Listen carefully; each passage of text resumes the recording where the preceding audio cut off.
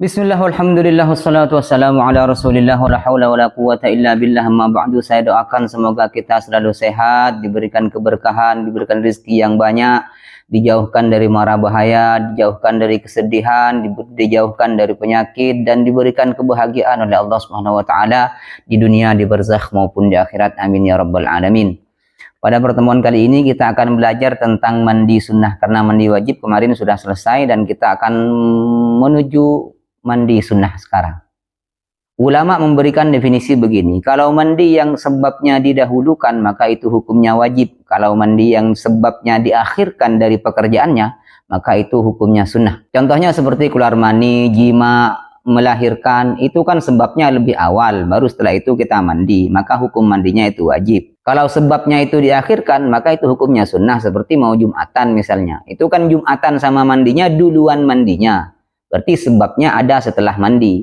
Mandi karena ingin Jumatan itu hukumnya sunnah.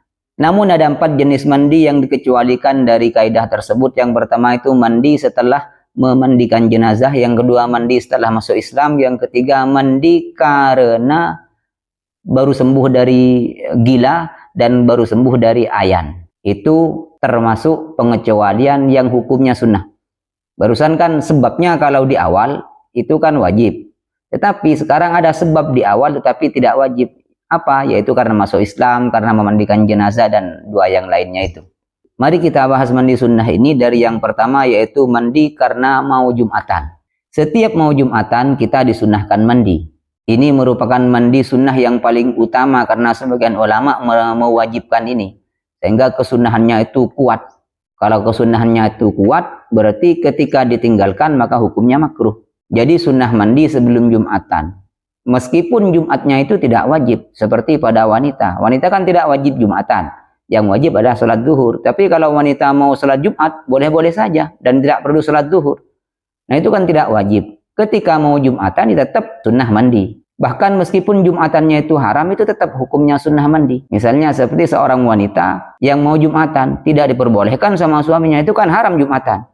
Tapi dia maksa, maka itu tetap hukumnya sunnah mandi. Waktunya kapan? Waktunya mulai terbit fajar, mulai subuh itu sampai sholat itu ditegakkan, sampai sholat itu dilakukan. Dan menurut kaul yang muktamad sampai imam itu salam ya, sampai salamnya imam. Lalu niatnya bagaimana? Niatnya nawaitul ghusla li huduril jum'ati sunnatan lillahi ta'ala. Saya niat mandi karena ingin Jumatan, karena mau Jumatan. Nah, karena niatnya mau Jumatan, maka bagi yang tidak mau Jumatan ya tidak sunnah mandi. Lalu mandi sunnah yang kedua yaitu mandi setelah memandikan jenazah. Ini juga merupakan kesunahan yang utama, mandi sunnah yang utama setelah sholat Jumat. Waktunya dimulai setelah selesai memandikan mayit sampai ikrot, sampai berpaling dari mayit, sampai tidak ada urusan lagi dengan mayit. Artinya setelah memandikan mayit kamu mau ke pasar, ya sebelum ke pasar harus mandi dulu untuk mendapatkan kesunahannya.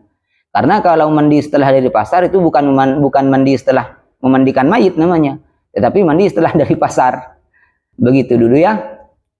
Sebenarnya ini masih banyak. Kalau saya mencatat ada 14 mandi sunnah yang saya sebutkan di sini, yang saya rangkum di sini.